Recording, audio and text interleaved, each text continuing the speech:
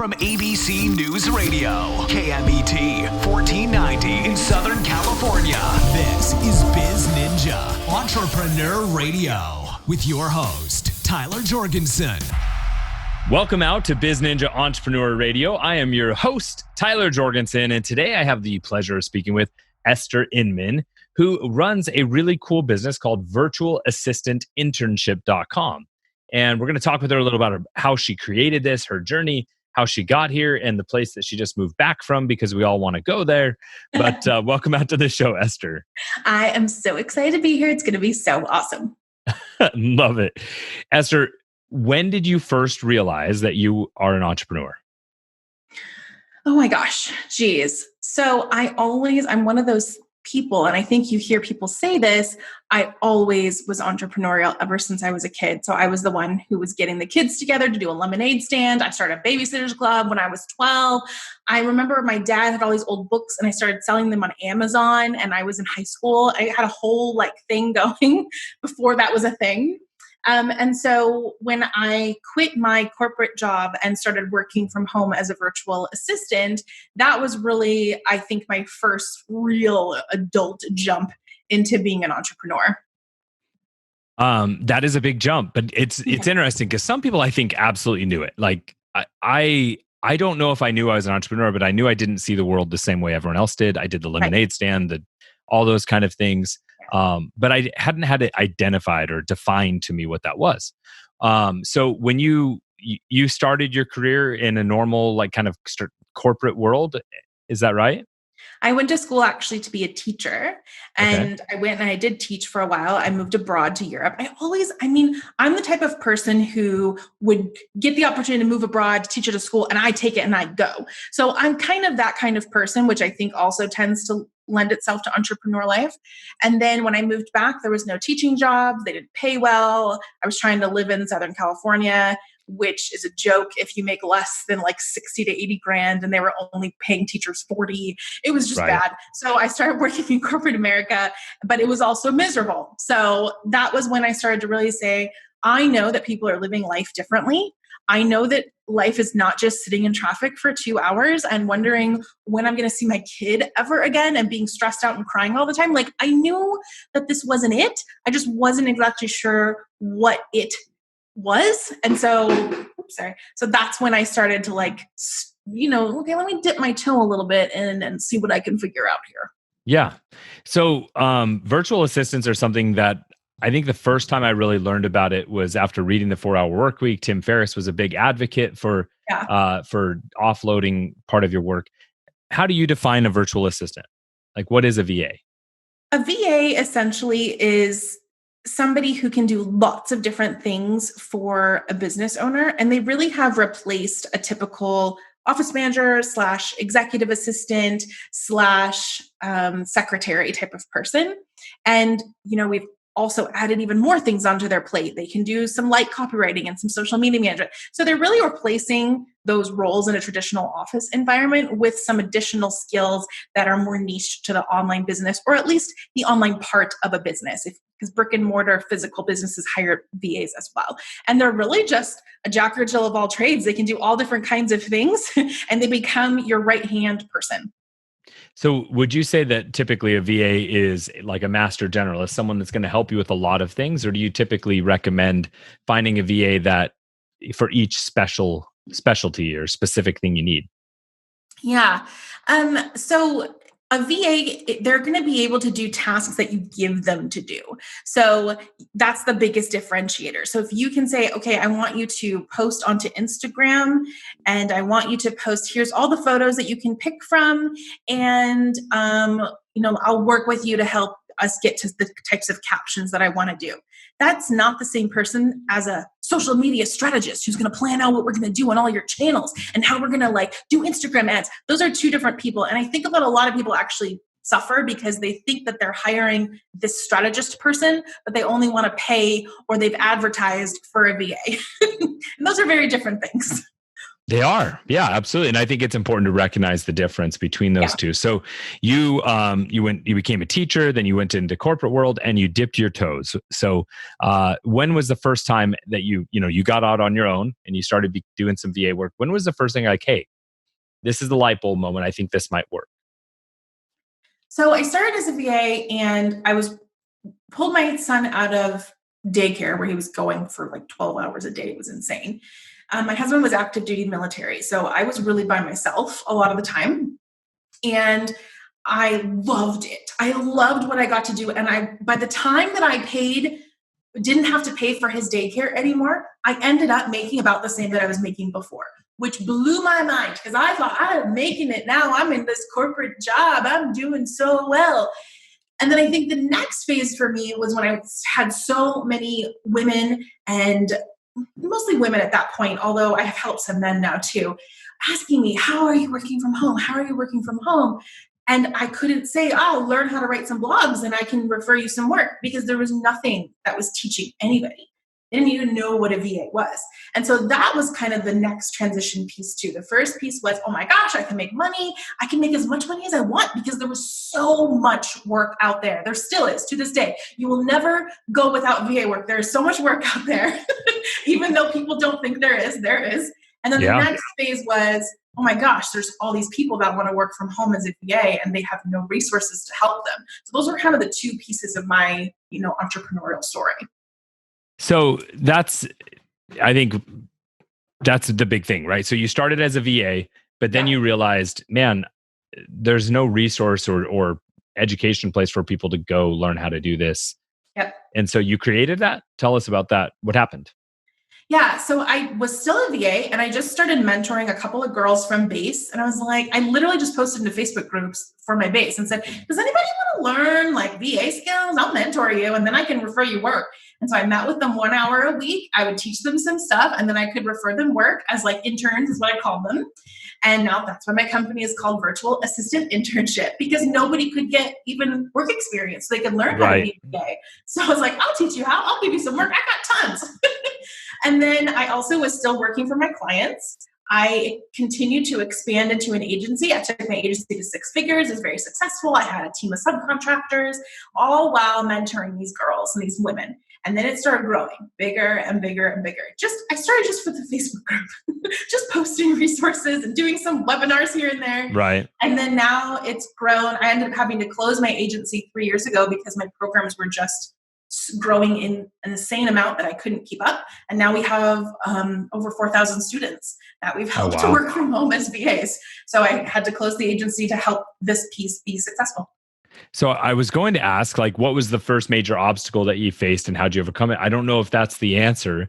What were some other things when you first got going, in the business side of things that you had to figure out? My biggest one has been mindset, has been the biggest one for me. And it's something that I think people throw around, the word mindset, but I didn't really get what that meant and I didn't really understand it. But the biggest example that I can give is I knew that I had skills and I knew that I could get paid for skills. Like that made sense to me. That's just logic. Yeah, we know how to do things and then we make money from it, blah, blah, blah. But I had a really hard time closing my agency and thinking, can I just live off of my online courses that I'm selling? Like, is this a thing that I can do? And so I honestly had to track the finances from the agency and track the finances from the online courses. And I stood in front of my mastermind and I showed both. And I said, can I have permission to close my agency? Because I genuinely didn't believe that I could do it. And everyone, they had this dull face of, you think? So it was a lot of mindset stuff for me of really believing that I can actually really do this and really be able to offer this to people and that they would want to buy it and they want to learn from me. And, there's other people who are doing it too. And maybe they do it better. It's like a whole thing. Yeah. So what do you say to other people that are facing that mindset? Like the one that you just mentioned, I think is super common. Oh, well, that already exists. So somebody else is already training them or training people. What do you say to that? One thing I learned was that not everybody is going to connect with other people but they will connect with you. And so, of course, I have this huge Facebook group of people who like me and they want to connect with me. I have an email list now and an Instagram now of all these people that want to connect with me and learn from me and talk to me in my DMs. Yeah, I mean, but it's so important, right? Like in order connecting with a specific person, right? Yes, connecting with a specific person. And the other thing is, I set out, okay, fine, there's other VA training programs out there. I'm going to make the freaking best one there ever was. And to this day, I update my course all the time. I make sure my stuff is excellent and that I deliver far beyond what anybody paid for it. And that, I think, is one of the biggest things that you can set yourself apart, is just make something excellent. And people, it's an obvious choice then. So just delivering major value so that you don't have to ever worry about that, the imposter syndrome or the maybe I'm not good enough part or all of those things. Yeah, if you're proud of what you did and your students are telling you how amazing it is and how it's changing our lives and how it's working, what else do you need? Like that becomes the fuel. Yeah, I really believe strongly in the first half of what you said, where just because somebody else exists teaching what you teach or sharing what you share or coaching what you coach or whatever, doesn't mean that there's not a group of people. I mean, you can look at it in the simplest way I explain it is even the most popular celebrities have people that don't like them. Yeah. And so there are people that won't go see a movie because that's the main actor, or they're at least less likely to see it. And there's the opposite of that. Oh, that instead of this person, I wish they would have cast this person who I'm a huge fan of. And so there's room for so many more people in the market. There are a lot of Me Too's, and I'm not saying that that's the right way to do it. But if you're going to come in and create something amazing, most markets have room for somebody else to come in and deliver massive value. Yeah. So, I mean, you've built the Virtual Assistant Internship. You've launched 90-Day VA. Tell us a little bit about that. Yeah. So 90-Day VA was my program that I started just recording week by week. And literally that's what turned into the first version of the program. And I moved to Bali 3 years ago. And that's when I took my agency to 6 figures and was kind of running this program on the side. And then the side hustle to what started as a side hustle, I guess, it took over and became the main gig.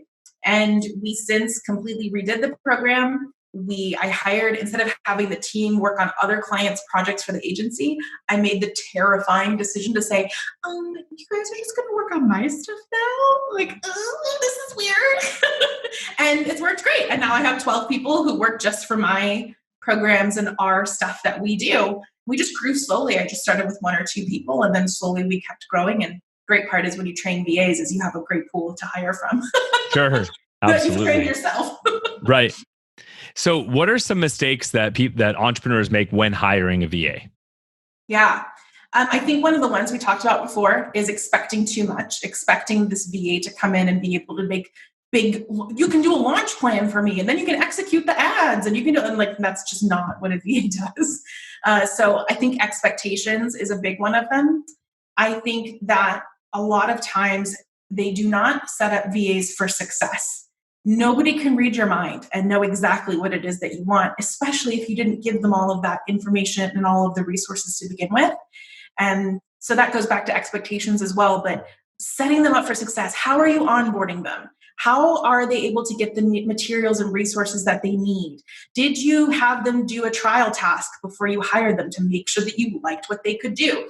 And I think as business owners, anytime there's a problem with the people you hire, all those fingers always point back to you. What did you do that you didn't prepare them enough and give them what they needed enough to be able to do an excellent job? How can you do it better next time? So if I hear business owners that are just, I just can't find a good VA and I've had a hard time, I'm like, well, what are you doing wrong? Because I don't want to send anyone to work for you. You sound awful. Right. Yeah, I think when we delegate, the term that I tell my team is you have to be ridiculously specific. Yes. And so that you cut down on feedback coming back and forth and time lost there, and then as well as just the task coming back not being done correctly. And so, and if you're now, I think what a lot of guys on my team will struggle to delegate because they're like, well, if I have to be that specific, I'm already halfway through the task at that point. Yeah. Right. So how do you help people kind of let go of that little bit of, energy of like, is it worth the time it takes to get a VA on board, that sort of a thing? Yeah, I've heard this before too. This is another common one of, I think it goes, well, it's just faster at this point if I just do it myself. Right. And the answer is, number one, no, it's not if you're handing things over correctly. It may be the first time, maybe the first 2 times, 3 times. But if you've done your homework and you recorded yourself doing the task and you said, okay, here's how you do it. Now ask me any questions you need. Great. Now they're done. So some of it comes back to the SOPs and the onboarding that you have, which it may be a little bit of work in the beginning. It was for me with my team, but then it's done and it's gone. So it's like when you're teaching your kids to do chores. And okay, so the first time when you teach them how to sweep the back patio, it's a whole thing. Second or third time, they're probably not going to do it right, and you're going to go and help them. But that doesn't mean that we just say, oh, forget it. You guys don't do chores. No, we keep working with them because eventually it's going to be helpful and they will learn how to do it and it'll be done properly. And you have a list that you give them that says, all right, are all the leaves off of the patio? Is the broom put away, right? Those are your SOPs. It's the same idea for your team members. So it may be a little bit more time consuming in the beginning, but if you are handing things over properly, then eventually, very quickly, it will alleviate that for you. And the other part of that is small things add up. So my husband laughs at me because he says, why are you telling me all these chores to do? Why didn't you just do them? And I say, because if I would have done all that, I would have been doing chores for the last 2 hours, my friend. So I'm outsourcing and we're all going to do chores together for 20 minutes and then we're done. And here's your list and here's your list. So all of those little things add up. And that's the best example I can give. But it's going to feel in your business, it's going to feel like, oh, I got to send a 10-minute voice memo to her about how to do this thing. And I got to send another one about this thing for 2 minutes. But all those things are going to save you time. So now I'm running $1 million business and I only work part-time, not even the full year. But how did I do that? It's by setting up my team for success, giving them everything that they need so that they can run with it and really preserving my time, even if it's just 10 minutes here and there, because it'll add up to hours and hours and hours. What are some of the most common uses of a VA that every entrepreneur may not even be realizing they're missing out on? The biggest one that I teach in my program, because this is the biggest one that people need help with, is the content monster that all of us entrepreneurs have, where, for example, this recording, it needs to be edited. It needs social media graphics to go along with it. It needs show notes to be made. It needs to be posted on probably 4 different platforms. And then all of those things need to get posted on social media along with the graphics that got made. A lot has to go into just one podcast episode. So what I teach my students to do, even if you don't have a podcast, just think of that as the example, is how to take one piece of content, whether it be an audio call recording of you with one of your coaching clients, or it's a video that you recorded really quick while you were driving or something. Please don't record when you're driving. Just kidding. When you were parked somewhere. And they're able to take that and turn it into a blog post meeting SEO requirements with pins, and they're able to get it onto Pinterest. Then they can turn it and pull the audio from it and turn it into a podcast and the graphics and the show notes. They can edit it down so that they can put it onto TikTok and onto Instagram Reels. They can make it on the IGTV. They're able to repurpose your content into lots of different things. And they can do it because they're doing it so focused, and it's just a checklist, right? Take this, turn it into all these things. They can do it in a not short amount of time. Like, of course, it's going to take them some time, but it's hyper, instead of us trying to do it and scrambling around like, oh God, I got to now learn how to do this video editing. Oh, now there's TikTok. Now what do I got to do? Like, just forget all that and just have somebody else who already knows how to do that. You already did your genius once. That's enough. Now let other people take it and run with it. So that's something that my team's still working on, because, okay, you want to do a podcast now. And I'm like, all right, but I'm not signing up for more work. So how can we repurpose as much as we can? So I only have to record episodes when I want to. Yeah, that's really smart. So I love the content machine monster. And you're right. Most entrepreneurs need a ton of help, but most of them are at least publishing some places. So it's just how do you get maximum juice out of that? Yes. So define, like, on your list, I'm looking at your site on what other kind of work can they do, right? Project management is one of them, right? Mm-hmm. So what's the difference between project management and just checking tasks, right? Like, how are VAs able to actually help projects get completed? Yeah. So I do want to specify a difference, because project/business managers who are going to help you plan out a launch and execute a launch, and they're going to help, like for me, I have somebody and I say, I want to make this product. Here's what I want to be in it. And they go and do it. That's different. A VA who's going to help you with some project management.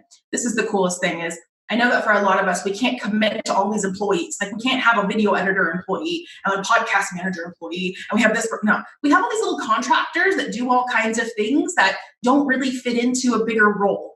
And so this is a lot of times what I encourage people to have as their first hire is somebody who can just manage all those stupid subcontractors and make sure they're getting paid, make sure they're following on the dates, especially if you're an agency owner, getting the things done on time, making sure it's getting to and from the client. We're getting the documents to this new hire so that they can fill them out. I got the documents back, all of that stuff to manage the little bits and things so that things can keep moving forward. Because if you're the person who's stuck, you're the person who is preventing everything from moving forward because you have to look at every single thing. You got to wait until we hire that new person because I got to interview them and I got to send them all the form. And everything takes so long because you're this like hub and you don't want to be the hub. Make someone else the hub. Right. You're just brought in for big decisions or big things you want to be a part of. Absolutely. So I love that. I think that's a good example. And I like that you kind of explain the two kind of like tiers of project management.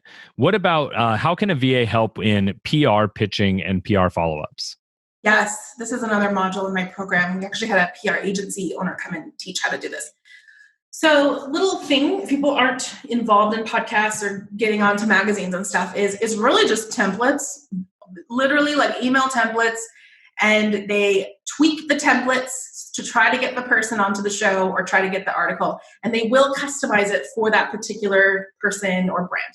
But beyond that, it's just a time game. It's just literally spending the time doing it. And is this really the best use of the entrepreneur's time? No, it's repetitive. It's not something only they need to be doing. Somebody else can learn how to do it and send those pitches out. It even looks more professional to have somebody else doing it a lot of the times.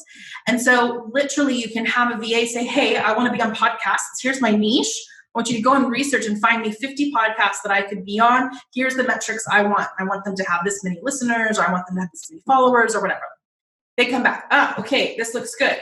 Now I want you to pitch. Here's 3 sample templates. Show me how you would adjust it for these ones. Great, these look good. Now go and pitch them to all these places. Okay, great. Now coordinate getting me on the show and book it onto my calendar. Now connect with them to get me the questions so I'm ready. So for example, this episode, I wasn't even really involved. I just got the conversation going with you because I knew you personally from our mastermind. Right. But my VA did everything else. She got on my calendar. She got me the questions. She did everything else. I don't need to do everything. So that's just one example. No, I love that. And I think I really like how, you said PR is really just templates and time. And I think those are the types of tasks that are great for VAs, right? Things that are relatively repetitive so that they can become low decision tree type situations, but they do take up time. And those small things add up massively. And if you can eliminate 10, 20 hours out of your week of those low value or high yield, low value type situations, right? The entrepreneur can focus on better or bigger things or choose to have that time back, right? Yeah. I don't always think time needs to be replaced, right? Sometimes people are like, oh, now you can go do this. I'm like, or you can just breathe a little. Yeah, you can just spend time with your kid and go travel and do the things you never had time to do. And that's why you started your business. Right, exactly. So tell us a little bit more, like as you started getting that growing, what hurdle did you hit any hurdles? And if so, how'd you overcome those as you were like making that shift from agency to focusing on the side hustle? Yeah.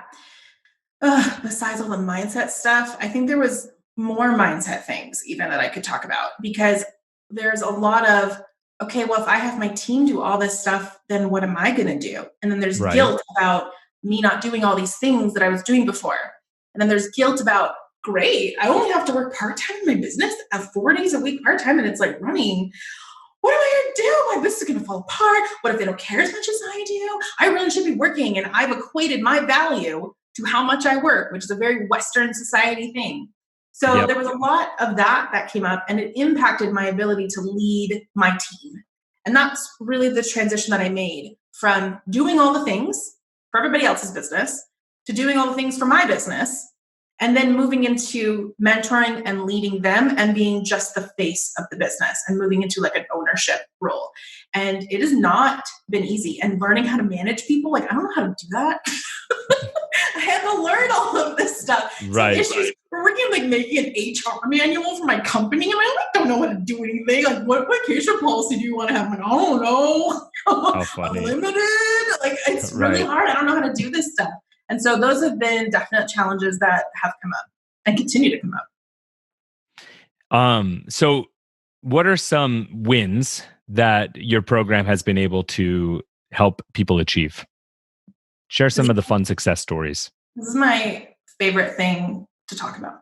Oh, good. We finally I got to it finally. That's good. Everything's been fine. Come on. I get a little emotional talking about it, but so when I first started this, it really was just, I'm going to mentor a couple girls at a time, help them to be a VA so I can refer them work. Okay. So then it grew and I had like 100 students. And I was like, oh my gosh, this is so cool. But what I didn't expect was the stories that started to come back to me that I was hearing from my students, because I didn't realize how working from home with flexible time, making a good wage could do for people.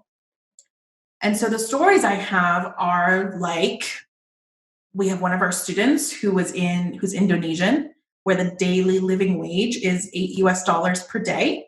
And she makes 20 or more US dollars per hour. And the way that it's completely changed her entire family, her entire village even life.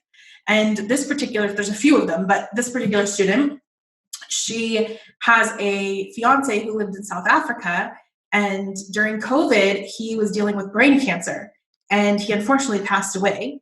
But before he passed away, she was able to jump on a plane and go over there and go and be with him before he passed away. And none of this kind of thing would have been possible unless she was able to just pick up her work and go, and unless she was able to make money in US dollars. So that's one.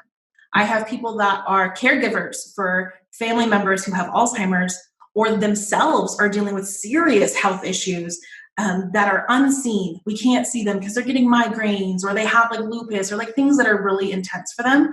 But they feel worthless and bored because the times they do have energy, they're not contributing or doing anything. And so now they're able to work, even if it's just 5 to 10 hours a week. Single moms able to leave unhealthy situations and still provide for their kids and not have to be dependent on the government, which who knows when that's going to come in, kind of a thing. Right. So it's those kinds of stories that get me out of bed every single day and still shock me. Like I still will get DMs from my students. I'm like, oh my gosh. I feel removed sometimes from it. And it always brings me back up, this is why I do what I do. And that's the thing that I want other entrepreneurs to hear as well is when you hire people, you aren't just helping yourself get more time and get more things done. You're actually creating this community and you're actually helping other people too. And you are potentially changing the entire legacy for their family as well. Absolutely. Thank you for sharing that. That's really cool. Last question. What is one item on your personal bucket list you're going to achieve in the next 12 months? Oh, my personal bucket list in the next 12 months. Well, it depends on COVID. Sure. Let's imagine COVID's gone. Yeah. I'm a big traveler. And I just recently confided in my husband that I have always wanted to go to Bora Bora. And so we were actually looking at like luxury trips to Bora Bora, which is a big deal because we were really poor before my business took off. So for us to talk about that is a really big deal. And even just being able to consider it. Yeah. Well, awesome. I love it. So please, everybody, go check out Esther Inman at virtualassistantinternship.com. You can learn all about her, what she does. If you're looking to hire a VA, highly encourage you to go check that out. They have instructions on how to work with her team and find your next hire. So highly encourage you to go check out virtualassistantinternship.com. And all my entrepreneurs out there, it is your turn to go out and do something. Thank you for listening to BizNinja Entrepreneur Radio with Tyler Jorgensen. Please make sure to subscribe so you're first to hear new interviews and episodes. If you found this podcast to be valuable, please share it with a friend. Don't forget to visit our online dojo at bizninja.com to claim your reward for listening to the show.